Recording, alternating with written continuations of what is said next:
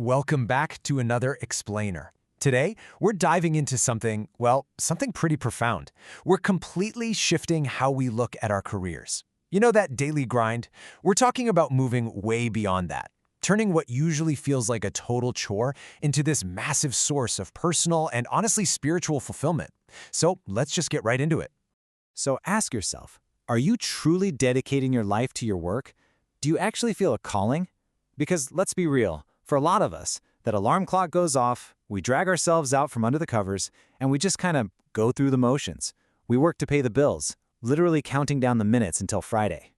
But what if that empty feeling isn't just the way it is? What if there's an actual cure for it? The concepts we're unpacking today really challenge us to flip the script and answer that question with a massive, resounding yes. To make sense of this shift, we're pulling from two incredible books by Ryuho Okawa, The Heart of Work and Work and Love. Now, these aren't your typical run-of-the-mill productivity hack books, not at all. They actually offer a deep philosophical framework to cure that modern workplace emptiness. They show us exactly how to elevate our everyday normal labor into something incredibly meaningful.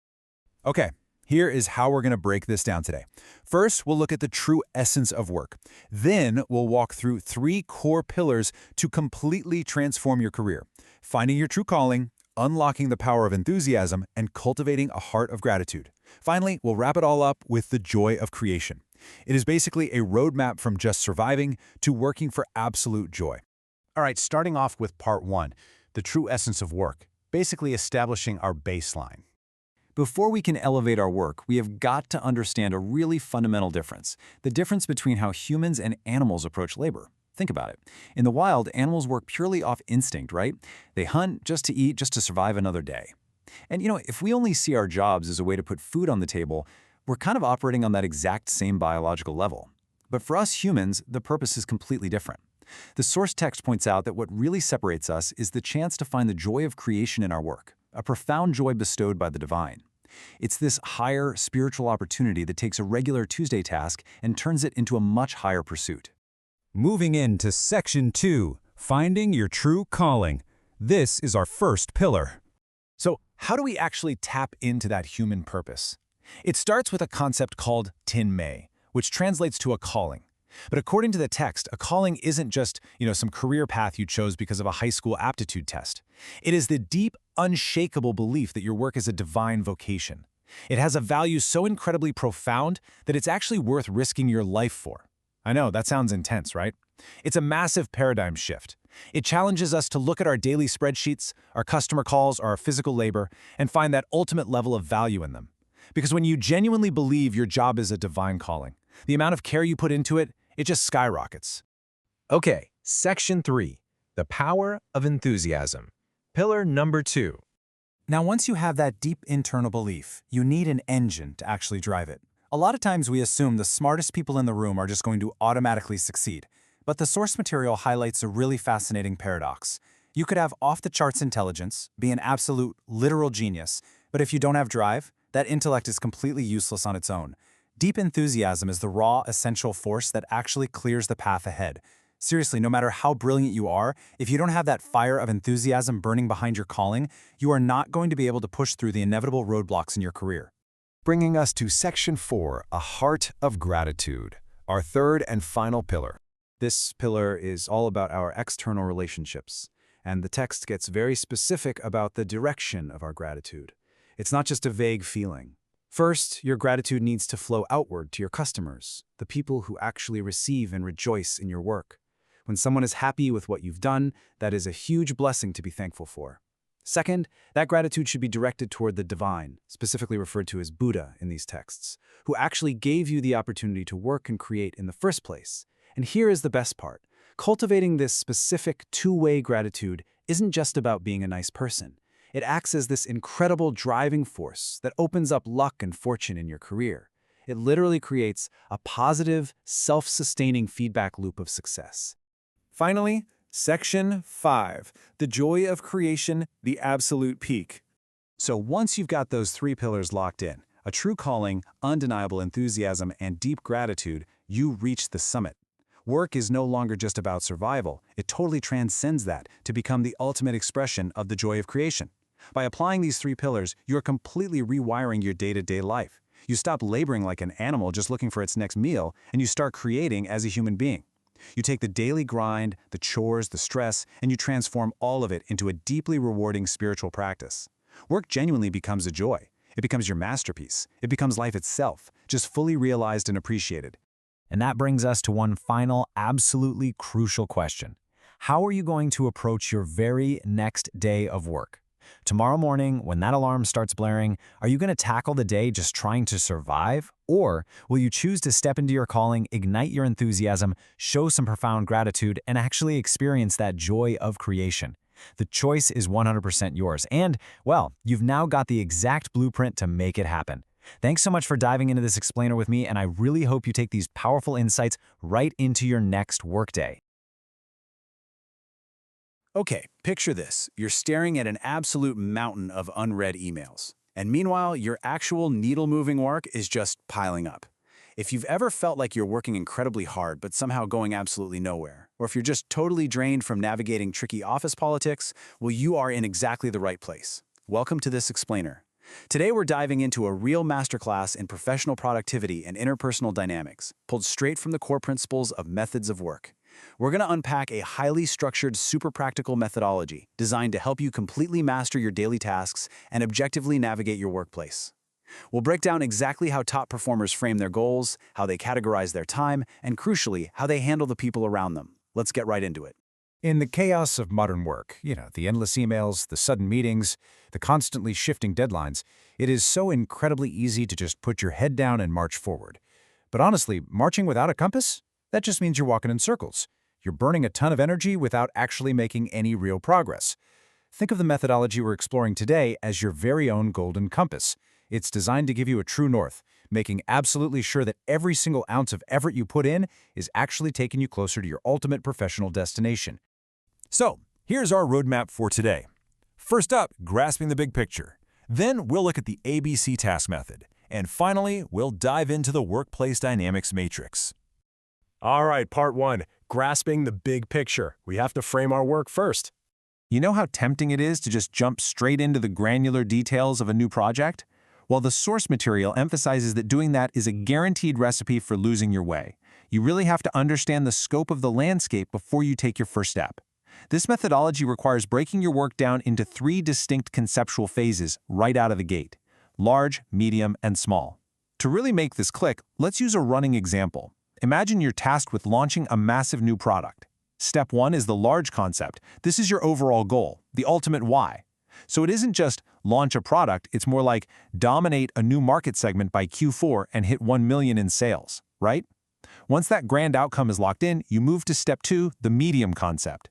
These are your strategic phases. For our launch, this means finalizing target demographics, executing a summer marketing blitz, that kind of thing. And then finally, you get to step 3, the small concept. This is the tactical execution, the literal daily to-do list, drafting an email to the design team this afternoon or booking the venue. By setting up this explicit chain, your daily, small concept tasks are always tethered to your large concept vision. You literally never lose the forest for the trees. Moving right along to part 2, the ABC task method. Time to ruthlessly prioritize. Now that we've got our macro-level alignment sorted, let's zoom in on the daily trenches of your work. We need to figure out how to prioritize your single most precious resource, your time. This classification system forces us to be brutally honest about what we actually do all day by dividing tasks into 3 rigid ranks. A rank work, that's your essential, productive work, the deep work. In our product launch example, this is writing the core marketing copy. Your action here is to ruthlessly prioritize this, period. Then we have B rank. These are auxiliary tasks, routine emails, basic admin stuff, scheduling. They're necessary, sure, but they don't directly move the needle. The action here? Delegate them if you can, or tightly minimize the time you spend on them. And finally, C rank. These are the completely wasteful tasks. Doom-scrolling industry news, gossiping about the caterer for the launch party, or sitting through an hour-long status meeting that absolutely 100% could have been a 2-sentence email. The action?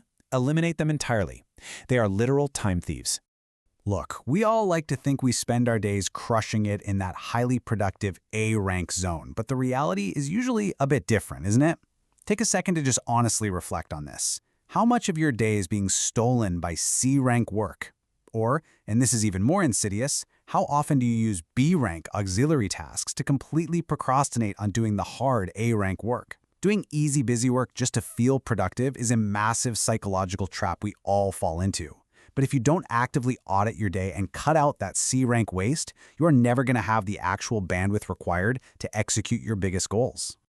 All right, part 3, the workplace dynamics matrix. Let's analyze office politics. So we've organized our personal tasks, but obviously we don't work in a vacuum. Let's pan out and look at the ecosystem around us. This 4-quadrant setup strips away all the emotion and drama of office politics. It maps out your colleagues based on 2 purely objective axes, competence and title. We basically have 4 distinct types of people here. The low-title, low-competence folks are usually the new hires or interns. They aren't bad, they just need some guidance. The high-title, high-competence individuals, those are your ideal leaders, your dream mentors. But the real danger zones and the hidden opportunities, those lie in the mixed quadrants. A high-title, low-competence person is often the single biggest bottleneck in an organization. I mean, we've all experienced the silent frustration of dealing with a VP who insists on approving every single asset but doesn't actually understand the software being used, right? They have power, but lack the skills to use it efficiently. Conversely, the low-title, high-competence person is the hidden gem. This is your unsung hero, the rising star who is actually doing all the heavy lifting behind the scenes, while someone else probably takes the credit. So once you've mapped out your office on that matrix, you can actually develop highly actionable countermeasures. First off, objectively identifying where your colleagues sit stops you from taking their behavior personally. They're just operating from the reality of their quadrant. So don't get angry, get tactical. For those high-title, low-competence bottlenecks, you need specific strategies for managing upward. This usually means over-communicating to make them feel secure, and giving them really clear, binary A or B choices rather than open-ended questions that are just going to paralyze them. And for those low-title, high-competence peers, recognize them, empower them, and build strong alliances. Because let's face it, they are the actual engines driving your team forward. And remember, you got to continuously assess this landscape, because people grow, titles change, and office dynamics are constantly shifting. We've spent this explainer looking outward, at our big picture goals, our daily task lists, and the colleagues surrounding us. But I want to leave you with this final, absolutely vital question. Where do you honestly place yourself in this 4-quadrant matrix? Are your skills truly keeping pace with your title? Are you actually doing the A-rank deep work required to move yourself into that high-competence sphere? Because true navigation, it starts with knowing exactly where you are standing right now. Thank you so much for joining me for this explainer, and I really hope you take these tools and start charting a clearer, way more productive path forward in your work. All right, let's dive straight into this explainer because today we are going to challenge literally everything we thought we knew about climbing the corporate ladder. For so many of us, getting a promotion is tied to a very specific mental image, right? A shiny new email signature, a slightly bigger paycheck. Maybe, if you're lucky, an office with an actual door. We spend years grinding away, keeping our heads down, just hoping someone taps us on the shoulder to hand us that fancy title. But what if we've been looking at the whole shebang entirely the wrong way? What if that conventional wisdom is actually holding us back? Today, we're going to completely deconstruct what it really means to move up in the world. We're basing this on a really profound business philosophy from Ryuho Okawa. Drawing from his concepts, we're exploring a totally different perspective on true career success. And the source material hits us with a heavy, provocative question right out of the gate. Are you risking your life for your work? Do you feel a genuine sense of calling in what you do? Because this isn't just about clocking in and clocking out. It's about fundamentally transforming the quality of your work by changing the very spirit you bring to it every single day. Section 1. What exactly is true promotion? We really need to wipe the slate clean here and redefine our end goal. So here is the massive paradigm shift presented in the text. The old definition? Chasing the superficial title and the vanity of a corner office. But the true definition of advancement is having your real, proven abilities recognized and being given a suitable stage to actually perform on. Think about it. A title without the ability to back it up, it's just an empty shell. It honestly just leads to imposter syndrome and inevitable failure. But when you focus on building undeniable ability, the title is just a natural byproduct. The organization is naturally going to want to put its best performers on the biggest stages. To get to that level of true advancement, the author gives us a clear roadmap. Today we're covering 1. What is true promotion? 2. Condition 1. The joy of working. 3. Condition 2. Becoming a useful, famous, sharp sword. And 4. Condition 3. Mastering the power of others. Moving right along to condition 1, the joy of working. This is all about your daily mindset, and it's where everything begins. The source makes a critical point here. Working hard itself must be a fundamental joy.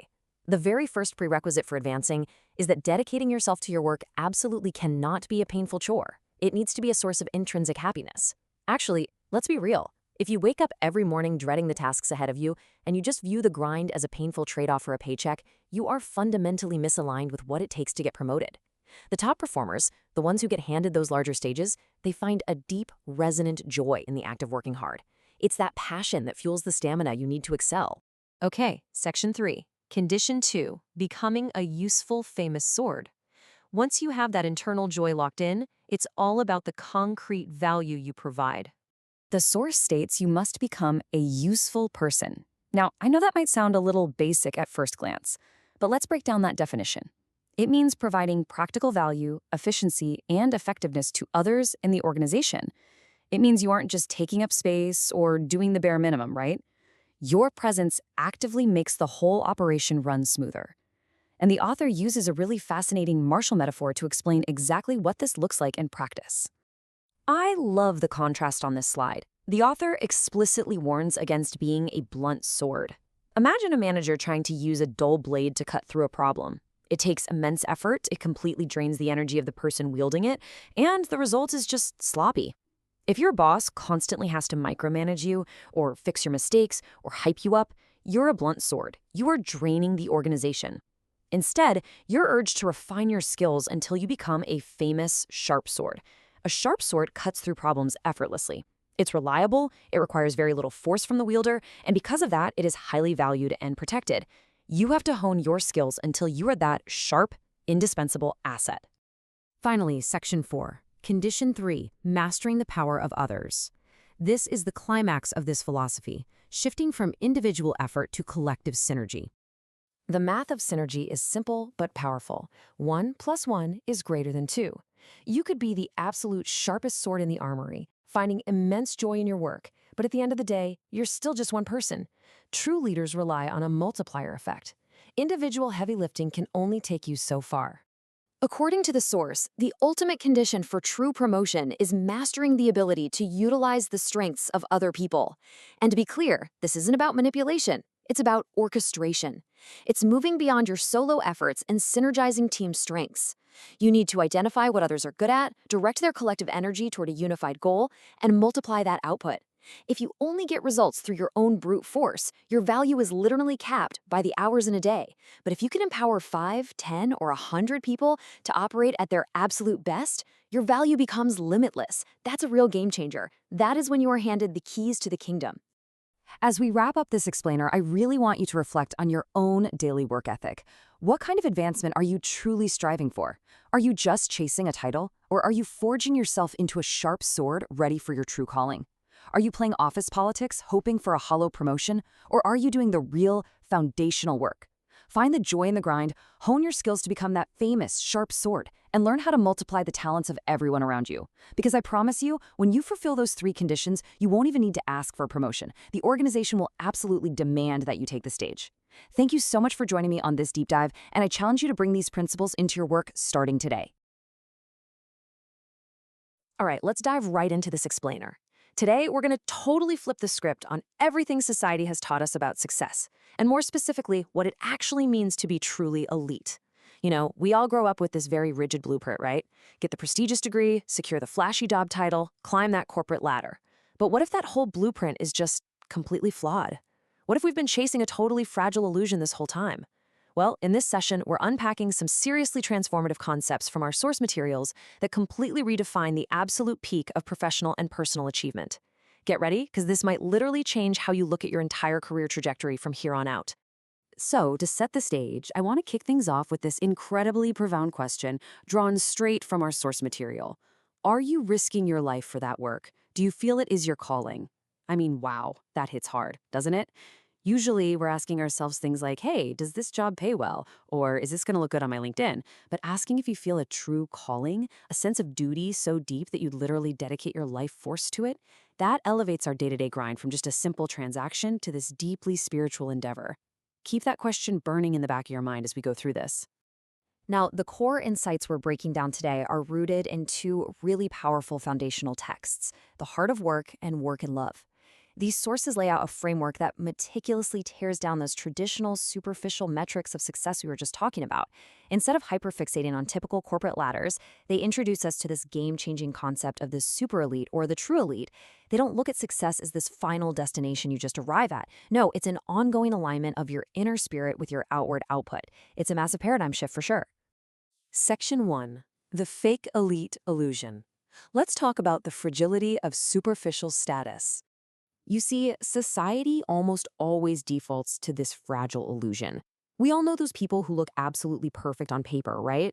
The fake elite relies totally on external markers. We're talking the Ivy League pedigree, the glamorous job titles, all those impressive acronyms trailing after their name. They are desperately driven by this hunger for status and external validation. They want the applause, the honor, the whole shebang. But here's the catch. Because their entire identity is wrapped up in things completely outside of their control, they are walking on incredibly thin ice. And that brings us to the most crucial point. When these quote-unquote elites face unexpected failure, like an economic downturn or just sudden personal hardship, their foundation totally crumbles. Since they haven't bothered to build an internal anchor, the second that external applause stops or that fancy job title gets stripped away, they completely lose their sense of self. They basically lack the resilience to weather the storm because their elite status was never really real. It was just a superficial costume, not an ingrained character trait. Moving on to Section 2, defining the true elite. This is all about being forged in the fires of adversity. The contrast between these two paths is just stark. On one side, like we said, you've got the fragile illusion of the fake elite, totally obsessed with personal glory and vulnerable to the slightest breeze of failure. But on the flip side, the true elite relies entirely on internal mental fortitude, not some fancy piece of paper from a university. Instead of breaking down when things get tough, they actually thrive and grow during adversity. And perhaps the most important difference? Their ultimate goal isn't personal honor. It's contributing to the happiness of humanity. It's a totally different operating system for a human being. Let's drill down into that core differentiator for a second. Mental fortitude. Now, this isn't just about putting on a brave face when you have a bad Tuesday at the office. According to our sources, this is an unbreakable spiritual resilience.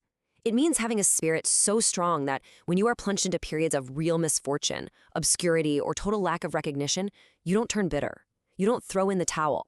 You endure, you learn, and you emerge significantly stronger than you were before.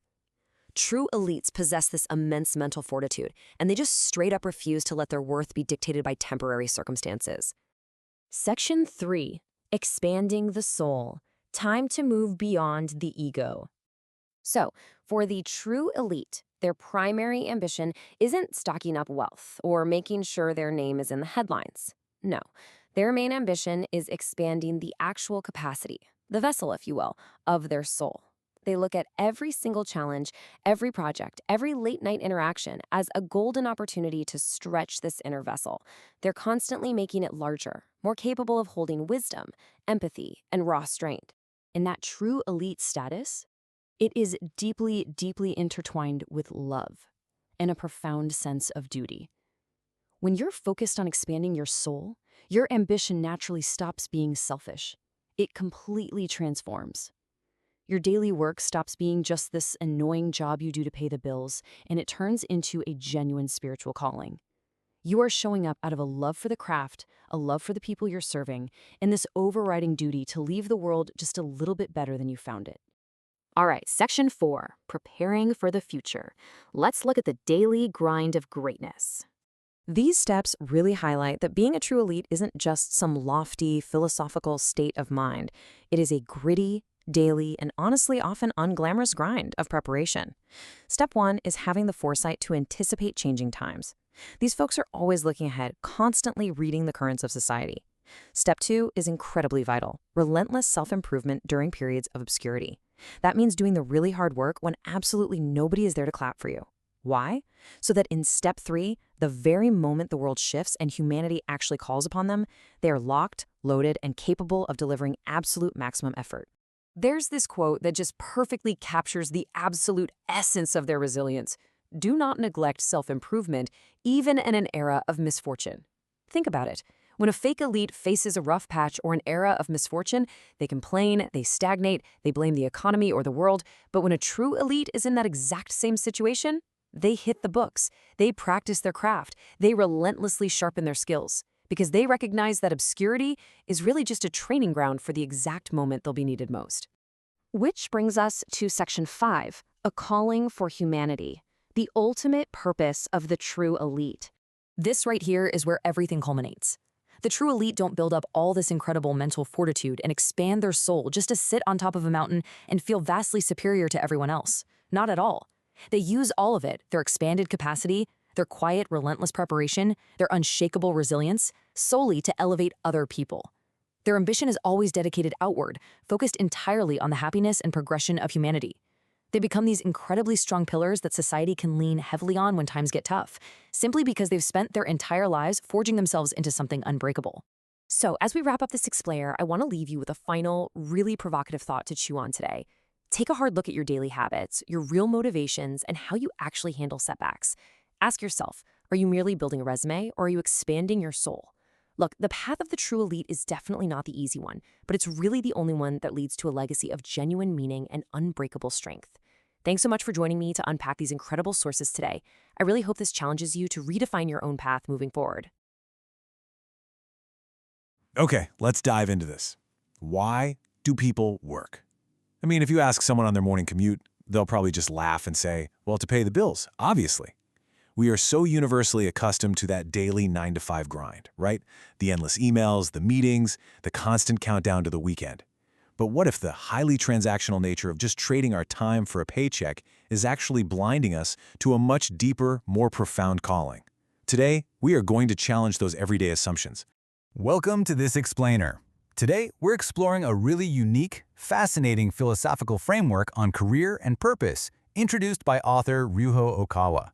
We're drawing deeply on concepts originally laid out way back in the July 1989 issue of the monthly publication Happy Science, specifically looking at Chapter 5, which is titled Work and Love.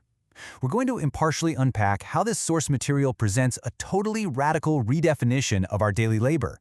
It shifts the entire perspective from simple, cold economics to this deep spiritual philosophy. It proposes that the very heart of business is, surprisingly enough, love. So, to make sense of this pretty dense worldview, we're going to follow a quick 4-step roadmap. First, why do people work? Second, work is embodying love. Third, giving love without return. And finally, fourth, the conditions of a super elite. Let's start with our primary source material. The Japanese cover of Okawa's book, translated as Work and Love, is visually striking, especially when you read the bold text on the red band at the bottom. It doesn't ask if you're happy with your salary or if your 401k is doing well. No, it asks these incredibly provocative questions. Are you risking your life for that work? And do you feel your calling?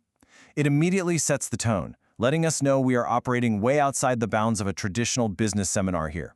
This text practically demands that the reader view their profession through a lens of absolute, life-encompassing purpose. So, part 1. Why do people work? The paradigm shift. In modern society, we're seeing this massive crisis of burnout, right? Quiet quitting is everywhere. People are desperately searching for a deeper sense of meaning in their careers because, let's face it, a standard yearly bonus just doesn't fulfill that existential itch. This text steps right into that modern void by contrasting two totally distinct mindsets. Conventionally, we view work as highly transactional. You put in the hours, you get a paycheck, you gain some social status. It's a simple, straightforward exchange. But Okawa's philosophy completely flips the script. It defines work instead as an act of selfless love, a form of public service, and an exercise in unseen effort. The core argument is that if you're only operating on that conventional transactional level, you're inevitably going to hit a wall of dissatisfaction. It creates this incredible intellectual tension, asking us to take the deeply personal concept of love and inject it straight into the boardroom or the factory floor. Moving on to Section 2. Work is embodying love. A new definition. As introduced in that 1989 publication, this central pillar essentially takes romantic love and redefines it into a societal action. The text defined the embodiment of love as the act of fulfilling customer needs and exercising a genuine spirit of service. Think about that for a second. In this philosophical framework, every single time a worker correctly identifies what another human being needs and provides it with a true spirit of service, they aren't just checking off a task on a to-do list. They are actively, spiritually practicing love. The barista making your morning coffee, the accountant balancing a crazy spreadsheet for a stressed client, the engineer designing a safer bridge. If it's done with the right spirit, these everyday services are totally elevated to spiritual practices. So the crucial point is this: the laws of love apply directly to the laws of work. In this worldview, there is absolutely no separation between your spiritual life and your professional life. The same principles that make you a loving family member or a devoted friend, things like patience, selflessness, attentiveness, and care, are the exact same principles that will make you successful and fulfilled in business. Business, according to the text, is simply love made visible and practical in society. Which brings us to Section 3, Giving Love Without Return. The unseen effort. So how does this actually function in a gritty, real-world workplace? And this brilliantly illustrates the answer. The English edition focuses heavily on living your calling, while the Japanese edition bluntly demands to know, do you feel your calling? A true calling isn't about glory. It's not about public recognition. According to the text, you know you have found your calling when you're willing to pour yourself completely into the work without needing the applause. It's entirely about intrinsic motivation versus extrinsic validation. To break that down into practical, everyday application, the philosophy outlines a specific three-step process. Step 1. Identify a societal need. This means looking outwardly at what other people lack, rather than inwardly at what you desire. Step 2. Fulfill it without seeking a reward. Now, this is the hardest part for the conventional mindset, for sure. It's the spirit of giving love, providing the service simply because it needs to be provided, not because you're aggressively tracking your commission. And finally, Step 3. Serve tirelessly behind the scenes, doing the unglamorous, foundational work that literally holds society together, working for others unseen. That is considered the ultimate practice of love for society. Finally, Section 4, Conditions of a Super Elite, Delivering Quality. In our modern corporate culture, the term elite usually refers to someone with the big corner office, the massive salary, and a pretty high degree of cutthroat competitiveness, right? But this text completely redefines a super elite worker through entirely different service-oriented criteria. A super elite works tirelessly for others, unseen, expecting absolutely no return. But critically, and this is super important, they don't just have good intentions, they consistently provide exceptionally high-quality work. Giving love in business doesn't mean just accepting mediocrity. It means your love for society drives you to master your craft and deliver the absolute best possible outcome. Through these daily tasks, the super elite practices love for society, basically grounding these abstract spiritual concepts into recognizable daily business habits. It's all about marrying deep empathy with incredibly high competence. As we wrap up this explainer on Okawa's framework of work and love, we have to come back to that powerful, lingering question translated directly from the book's cover. Are you risking your life for that work? It is such a striking challenge. Whether you view work as a spiritual practice or simply a daily duty, this perspective really forces us to evaluate our own professional purpose. Are we merely exchanging our time for money, or are we actively embodying love, serving others unseen, and truly living out our calling through the sheer quality of what we produce every single day? It's absolutely a question worth taking with you the next time you clock in. Welcome to this deep dive explainer. Today, we're tackling something that's going to totally flip how you think about your daily grind. I mean, think about the African savanna for a second. Picture the undisputed king of the jungle, the lion. If you've ever watched a nature documentary, you've probably noticed something kind of crazy about this massive predator. The lion, which is literally just an absolute powerhouse of muscle and instinct, actually spends the vast majority of its day doing absolutely nothing. It sleeps, it rests, it lounges around in the shade. So why in the world does the most dominant creature in that entire ecosystem spend up to 20 hours a day practically motionless? Keep that exact image in your head because honestly, it is the absolute key to completely rethinking our modern approach to productivity. Seeing that really forces us to ask a pretty uncomfortable question about our own daily habits. Are you working super long hours but catching absolutely no prey? You know, in our modern hustle culture, we basically wear exhaustion like a badge of honor. We sit at our desks for 10, 12, sometimes 14 hours a day, just staring at screens, answering this relentless, never-ending stream of emails, and just grinding away. But hey, if we're being completely honest with ourselves here, how much of that time is actually productive? How often are we really just spinning our wheels, deeply fatigued, and catching zero prey despite all that time we're putting in? The contrast is just staggering. Think about the typical sluggish worker, and maybe you felt like this recently. I know I have. You're drained. Work turns into this slow, exhausting, never-ending marathon where your energy is basically just leaking out. You're left operating at maybe 40 or 50% capacity all day long. It's just a dull ache of perpetual busyness. But then, contrast that with the lion. The lion doesn't do busy. No way. The lion is either in a state of profound, absolute deep rest, totally disconnected from the hunt, or, when the moment arrives, it unleashes this terrifying, explosive power, using literally every single muscle fiber to secure its goal in a matter of seconds. There's no in-between. There is absolutely zero sluggish half-effort. Okay, let's dive right into this. Part 1. The lion-style way of living. So where does this come from? We're pulling this core concept from Chapter 6, titled The Effect of Holidays, originally published way back in the August 1989 issue of Monthly Happy Science. It makes a brilliant argument. Those drawn-out, endless hours are actually the ultimate enemy of high-quality output. To truly perform at our peak, we need to take the biological rhythm of that apex predator and map it directly onto our human work habits in 3 specific phases. Step 1, deep relaxation. When a lion naps, it isn't stressing out about yesterday's missed zebra. It is fully 100% resting.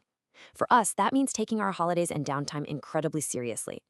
Then, step 2 is target identification. The lion scans the horizon, picks a specific, high-value target, and zeroes right in. It doesn't waste energy chasing every single distraction. And finally, step 3, explosive action. When it's actually time to work, the lion commits entirely. It uses absolute, total physical and mental force to take down the target as quickly and efficiently as possible. Now, in Japanese, there's actually a perfect word for this dynamic, merihari. It essentially refers to that strategic rhythm and the sharp, undeniable contrast between different states. So, the crucial point here is this. Maximizing your time efficiency and your productivity depends entirely on maintaining this strict boundary. Think about it. If you blend your rest with your work, like if you're checking work emails while you're supposedly relaxing on a Sunday afternoon, you completely destroy the merihari. You ruin the rest, which in turn completely destroys your ability to achieve that explosive action on Monday morning. You absolutely must protect that boundary. Moving on to Section 2, work as a calling. Now, we're going to transition from this biological metaphor into something a lot deeper.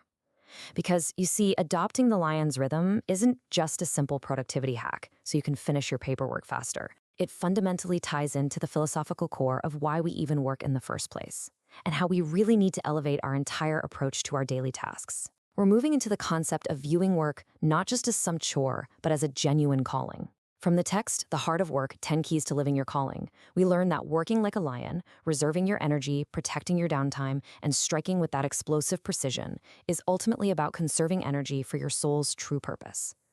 Seriously, if you drain yourself with sluggish, low-value work all day, you literally have absolutely nothing left in the tank to dedicate to your true calling.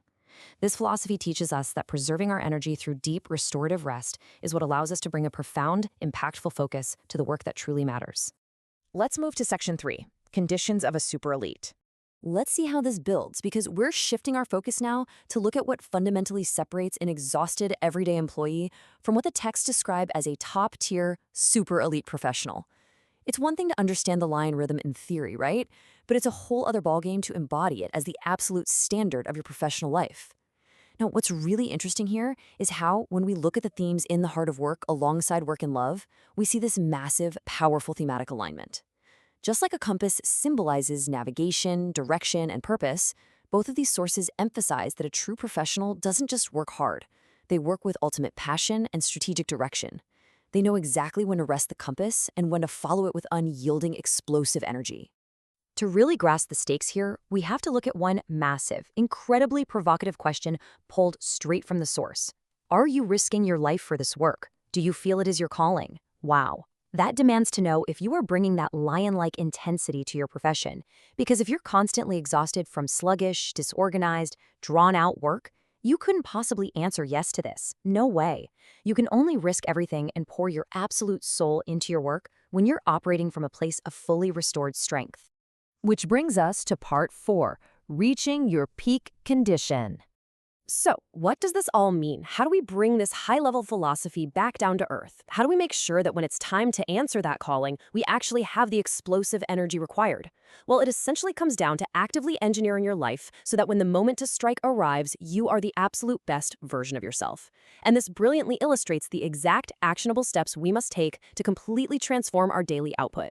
First, prioritize deep rest. Treat your holidays and your evenings as completely sacred. Seriously, do not compromise them. Second, eliminate sluggish hours. If you catch yourself just staring blankly at a screen, step away. We have to stop normalizing that low-energy grinding.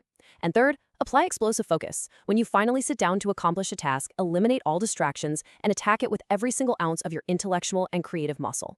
We've definitely covered a lot of ground in this explainer today, moving all the way from the savannah to the absolute highest levels of professional calling.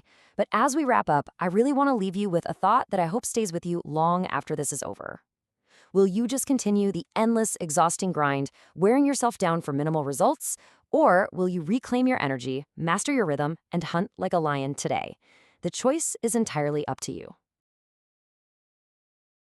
All right, welcome to today's explainer. We are going on a really fascinating deep dive today that I think will completely shift your paradigm from just working longer to actually working smarter. We're unpacking some incredibly insightful teachings on maximizing your time, drawing specifically from Chapter 7, Utilizing Time, originally published back in September 1989. Decades later, its core philosophy, which is all about increasing the actual density of your time, is honestly more relevant today than it's ever been. So let's break down how to completely transform your workflow. So let's jump right in with a slightly uncomfortable question that catches a lot of us in the modern workplace. Are you actually working, or are you just sitting at your desk? It sounds a little insulting at first, right? I mean, we've all been guilty of just staring blankly at a spreadsheet. But if we're being completely honest with ourselves, how much of our 9 to 5 is genuinely moving the needle, and how much is just being physically present? That is the core dilemma we're going to unravel today. To get us there, we're going to hit 4 quick stops today. First, the fake work trap. Then, the 80-20 work rule. Third, increasing your time density. And finally, hitting the home run. All right, step 1, the fake work trap, recognizing the illusion of productivity. Take a look at the cover of the original Japanese text we're analyzing today, Work and Love. There's a really intense subtitle here that asks a profound question. Are you risking your life for your work and feeling your calling? Now, obviously, you don't have to literally put your physical life in danger, but, if we want to feel a true calling and deep satisfaction in what we do, we absolutely must eliminate those time-wasting habits that just dilute our purpose. And the source text actually calls out this main culprit as fake work time. It's this super dangerous illusion that just because you're sitting in your office chair, you're inherently being productive. We know the feeling, right? You're at your computer, clicking around between tabs, maybe refreshing your email for the dozenth time in an hour, but nothing real is getting built. You're just there. Moving on to part 2, the 80-20 work rule, the math of success. This chart perfectly nails down the Pareto principle in the context of our daily grind. Get this, a massive 80% of your actual valuable work results are generated from just 20% of your time. But wait, it's not just any random 20%. It is a highly concentrated, super focused slice of effort. The vast majority of your actual success comes from a tiny, tiny fraction of your day. So, the big takeaway here? We desperately need a fundamental mindset shift. We have got to stop measuring our worth and our productivity by the hour. We need to stop idolizing that 80% of our day that gives us basically nothing and ruthlessly guard that golden 20% window. Honestly, it is not about how long you work. It is entirely about how deeply you work when you are finally in the zone. Which brings us to section 3, increasing your time density, quality over quantity. The 1989 text introduces this totally game-changing concept called time density. If you think about density in physics, packing a ton of mass into a given space, this is the exact same thing, but for your energy. It's the practice of concentrating your absolute maximum energy and focus into a specific, high-impact time frame rather than just dragging your work out all day. It's literally the polar opposite of just clocking in and zoning out. You can really see the stark contrast between these two mindsets right here. On one side, fake work time is low energy, it's passive, and honestly, it just drains you like a deflating balloon while you wait for 5 p.m. But dense time, that strikes with high energy, active concentration.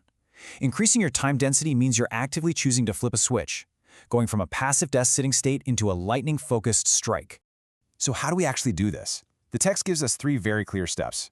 First, you got to be brutally honest. Find those fake work hours in your schedule and just cut them out. Second, pinpoint the 20% of your tasks that actually drive measurable results. And third, channel all of that conserved energy directly into those specific tasks. Basically, aggressively trim the fat from your schedule so you have maximum fuel for what actually counts. All right, final section. Number 4, hitting the home run, the decisive moment.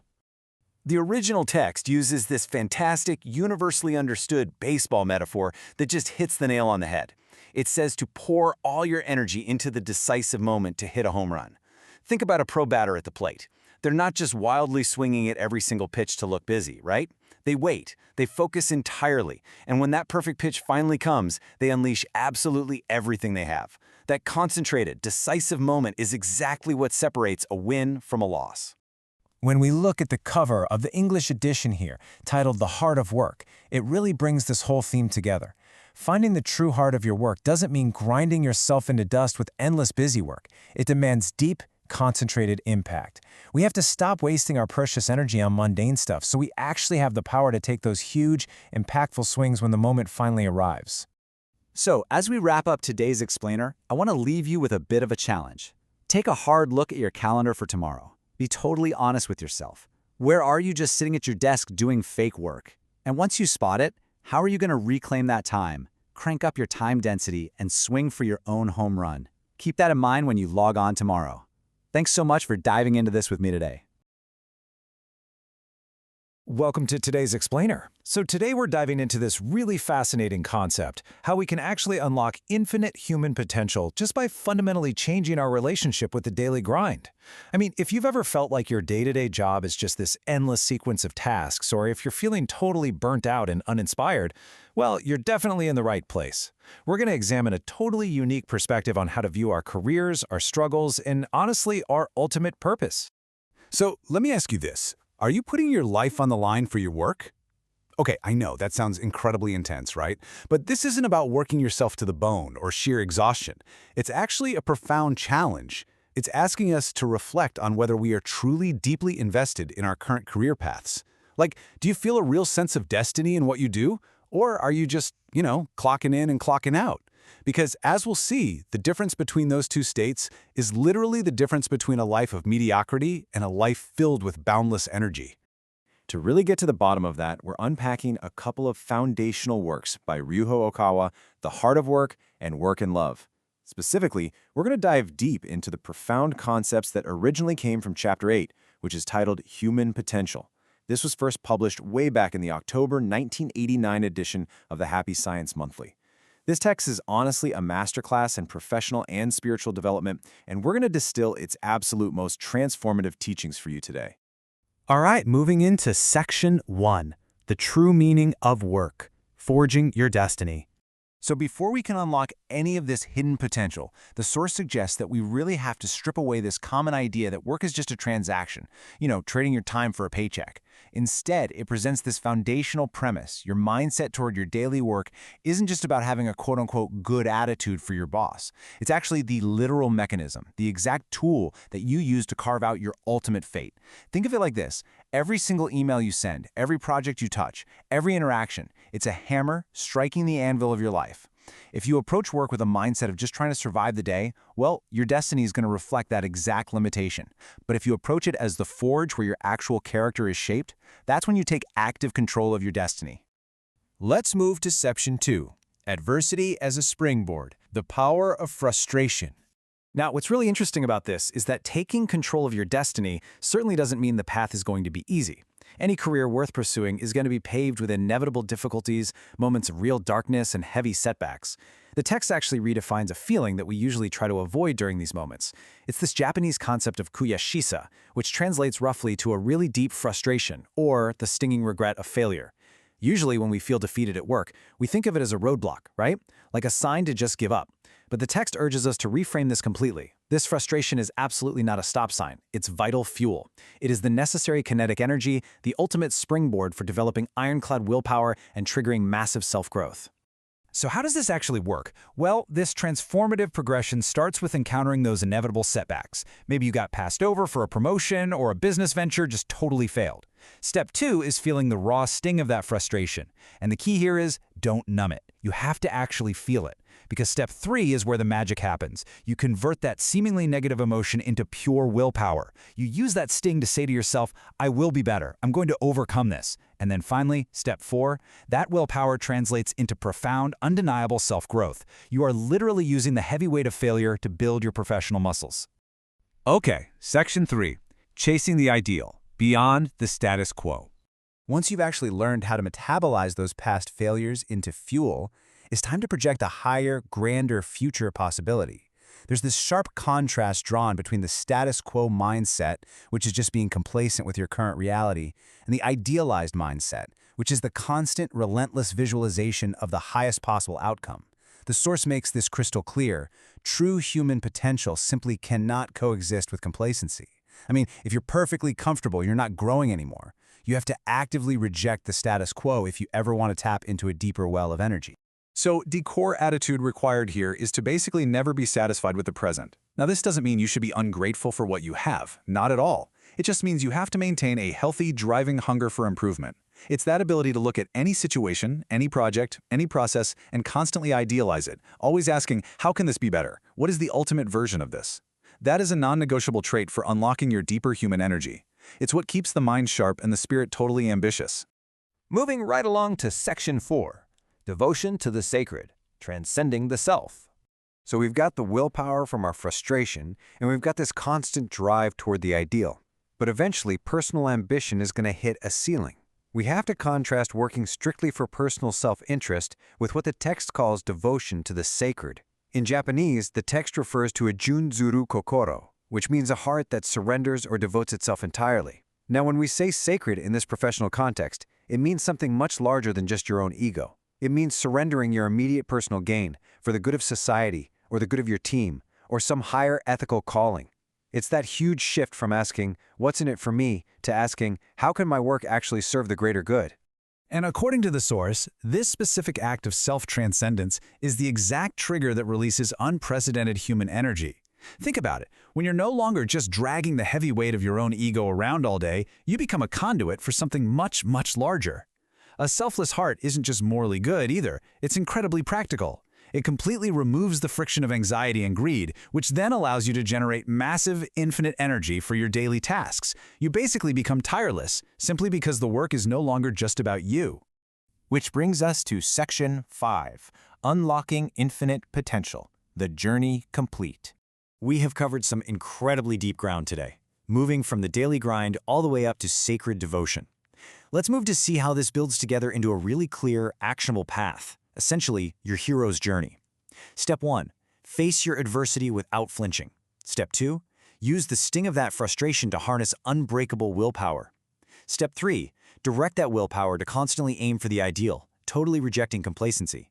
And finally, step 4, elevate that ideal by devoting your efforts to something sacred, something much greater than yourself. And that brings us to the core thesis statement of the October 1989 text. By combining the raw grit of willpower with high ideals and then dedicating all of that to a sacred calling beyond mere self-interest, you literally unlock infinite human potential. It's like you tap into this hidden reserve of massive energy that can sustain you through the absolute toughest challenges and propel you to the very highest heights of your profession. Which brings us to the final and perhaps most important question of this explainer. Have you found the work you are meant to do? Are you applying these mindsets right now? Using your frustration as a springboard, aiming for the ideal, and devoting yourself to a higher purpose? I really challenge you to take these profound concepts and map them onto your own life today. Try to transform your daily grind into a sacred calling, and just watch your infinite potential unfold. Thank you so much for joining me on this deep dive, and I sincerely hope this sparks a completely new way of looking at your own incredible potential. Keep pushing forward. All right, let's dive right into this explainer. Today, we're talking about something I think every single one of us struggles with: how to avoid burnout and actually live a proactive, deeply fulfilling life. We're going to be drawing on the philosophy of Ryuho Okawa, specifically looking at Chapter 9, titled Life and Margin, from the November 1989 issue of the monthly Happy Science magazine. Even though it was written decades ago, this concept feels more relevant to our crazy, fast-paced modern world than ever before. It's all about mastering the art of margin. So let me ask you, why do we literally always feel like we're out of time? Seriously, take a second and think about your own week. We're all stuck in this, well, I like to call it the zero margin trap. We constantly feel behind, constantly overwhelmed, just totally breathless. We wake up reacting to emails, rushing to meetings, and falling into bed exhausted, only to wake up and do it all over again. It's this universal baseline reality for so many of us today. But the truth is, it really doesn't have to be. And that brings us to this incredibly powerful concept, yo-yu. It's a Japanese term that roughly translates to margin or room to breathe. But we're not just talking about having a couple of free hours on a Sunday afternoon. Yo-yu is the mental, physical, and financial space that you absolutely need to live proactively. See, when we lack this margin, our minds naturally drift straight toward the negative. We start complaining, we get super stressed out, and we completely lose our ability to do truly meaningful work. Without yo-yu, we aren't thriving, we're just surviving. To really hit home how easily we lose this margin, Okawa uses this brilliant and honestly painfully relatable analogy. He calls it the summer vacation homework trap. Just think back for a second to when you were a kid. You had the whole beautiful summer stretched out ahead of you and a giant stack of homework that absolutely had to be done before school started again. Be honest with yourself. How did you handle it?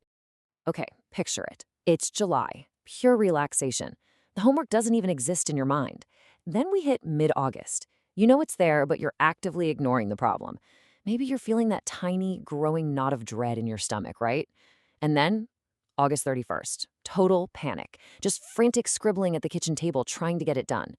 We laugh about it now, but I have to ask you, which student were you? And more importantly, are you still living your adult life like it's August 31st? Because viscerally, that anxiety of living without a plan, of always just reacting at the absolute last possible minute, that is exactly what destroys our mental margin. So, how do we fix it?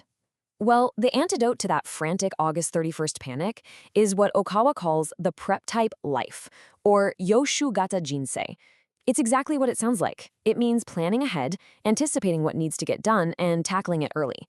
By consciously living a prep-type life, you actively generate that essential psychological breathing room.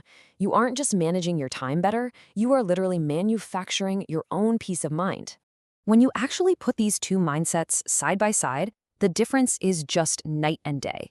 That last-minute panic, it's entirely reactive. It breeds negative thinking, makes you complain constantly, and keeps you feeling rushed. On the flip side, the prep-type life is proactive. You're calm, you actually have the mental bandwidth for positive thinking because you already planned ahead.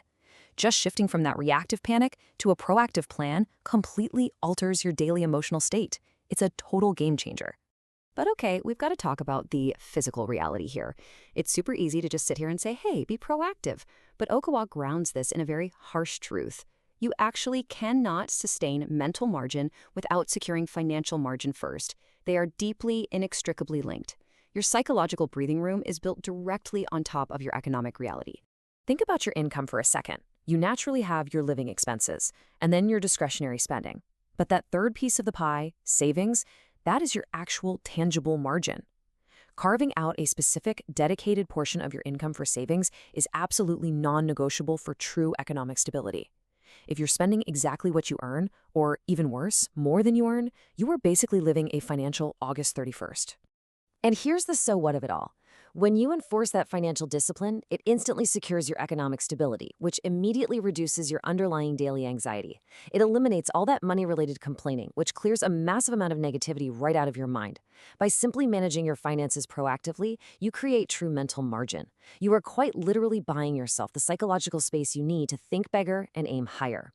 And honestly, thinking bigger is exactly where this whole concept leads us. I really want to connect this foundational daily habit of margin to Okawa's higher-level philosophies on living your true calling, which you can see in incredibly profound texts like The Heart of Work and Love and Work. Creating yo-yo, creating that room to breathe. It isn't just so you can kick your feet up and relax on the couch. It's so you can actually discover and live your true calling. You absolutely need margin to do the deep, impactful work you were meant to do in this world. There's this incredibly intense question posed in Love and Work. It asks, are you staking your life on that work? Do you feel it is your calling? This is what Okawa describes as the necessary conditions for the super elite.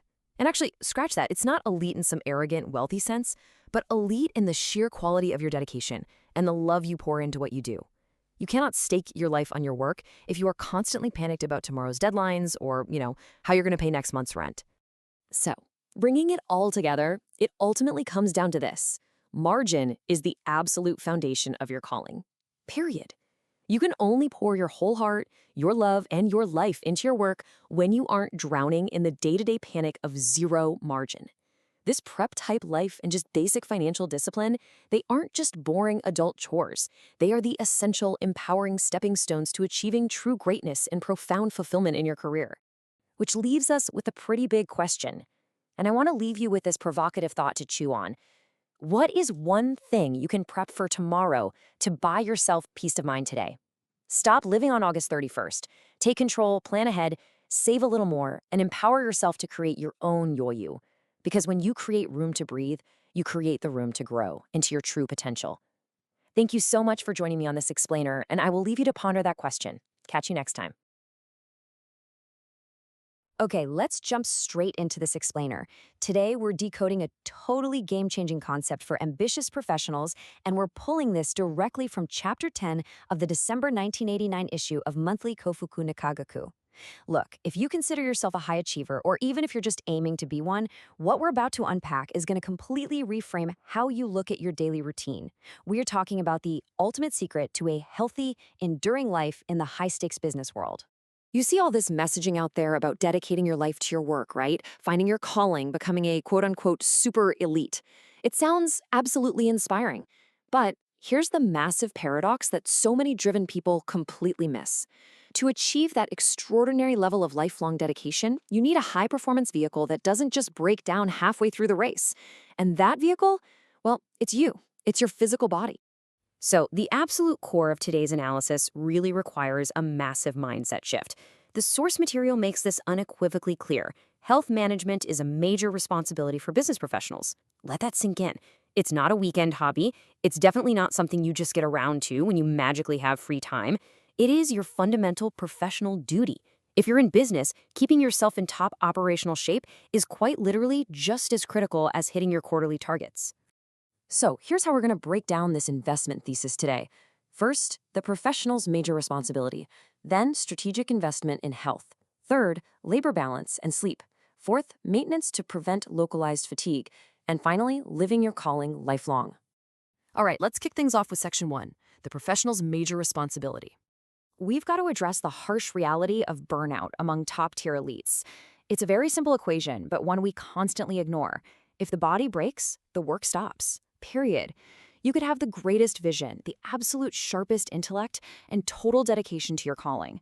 But if you neglect your physical body, your capacity to execute grinds to an absolute halt.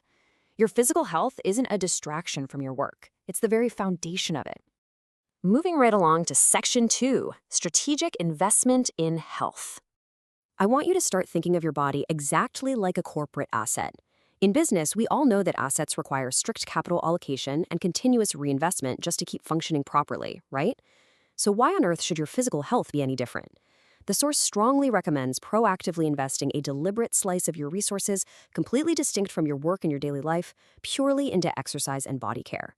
We aren't just talking about an occasional jog when you feel like it. This is a strategic allocation of your personal resources.